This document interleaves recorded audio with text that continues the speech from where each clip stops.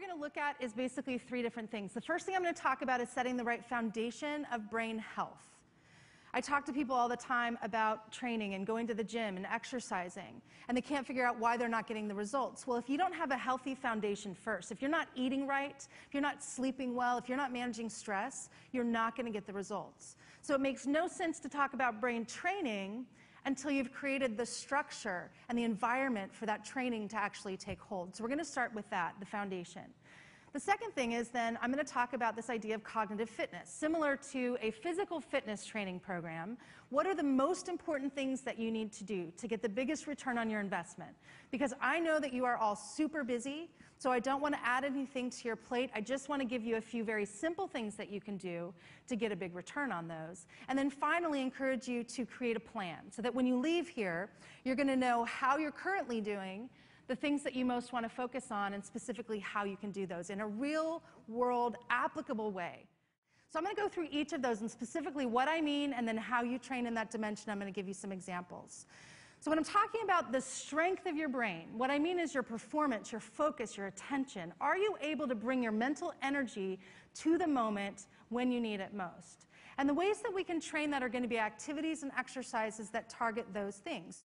Visualization. I love this study. There was a study that was done with two groups of piano players. They took one group and actually had them practice the piano for a week, for a certain amount of time each day. And then they took a second group and had them visualize playing the piano for the same amount of time, same number of times per week. And so the group that was visualizing actually imagined they were hitting the keys, hearing the right noise. They really went through all the processes, all of the senses.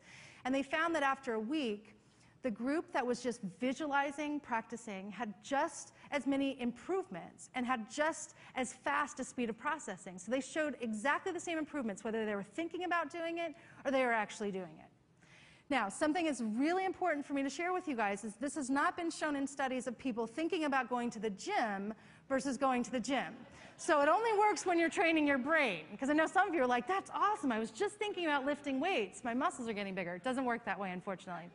But what you're doing is you're working out your brain. You're making those connections. The more you make those connections, whether you're actually doing it or not, the more those connections get solid. It's amazing. So just visualizing a speaking engagement, a call with a client, whatever it might be, even family time when you're really wanting to be mentally focused with your family, you can visualize that. You can practice that so that when you're in the moment, you can actually do it better. The second element is going to be flexibility training and our ability to not always focus on the negative, not always be in survival mode, but instead see things from a different perspective, see things more positively. The field of positive psychology is fascinating to me. There's been so many studies that have shown that a brain in an optimistic, positive state always performs better at pretty much anything that you could possibly want to do in your business as well as in your personal life. The problem is our brain naturally is in that negative state. So how do we change it? How do we train it to be more positive? And there's a lot of simple activities you can do to actually start to make improvements here. Gratitude lists. Quickest thing you can do, first thing in the morning, write down 3 things you're grateful for. And do that on a daily basis. I would encourage, if you haven't done this before, just do it for a month. Okay? Do it for a week. Try it for a day. Just try it once and see what happens to your mindset.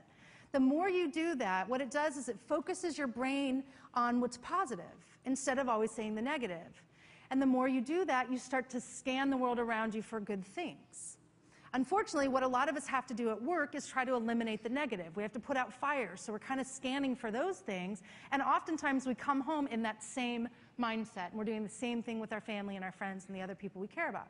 So we can do the opposite of that by putting ourselves in a positive mindset. Write down 3 things you're grateful for. If you want even more of a return on your investment, do it again in the evening and share it with somebody. Share it with your family or your spouse, and you're both going to benefit from that.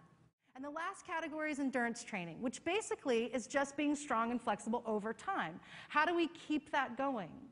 I think an important way to keep this going is to make sure that you feel like you're getting a benefit. If you see a return on your investment, you'll keep doing it. And the easiest way to do that is to do what I call cross-training. Do exercises specifically focusing on both strength and flexibility. So you're doing exercises that help you focus and be fully present while also being positive. So as I start wrapping this up, I want to give you some principles about training so that no matter what the training exercise is, you'll know, is this going to be helpful for me or is it not? The first thing is it has to be specific. So these guidelines, by the way, are exactly the same as your physical fitness training program. You wouldn't do bicep curls hoping to get bigger quadriceps. You would do specific exercises for the specific muscle that you're trying to build, and the same thing applies to the brain. You also need to make sure it's challenging. Most people that exercise that don't get a return on their investment, it's because they're not pushing themselves hard enough in that time. It's not really challenging. So same thing, if you've been doing crossword puzzles your whole life, it's not going to challenge you as much as something that would be a totally new activity and a whole new experience. And then the last thing is that repetition. As I mentioned in the beginning, if you don't use it, you will lose it. The same thing applies to the brain as it does the body. So we have to be consistent, and we have to continue to repeat that over time so it will become a new habit.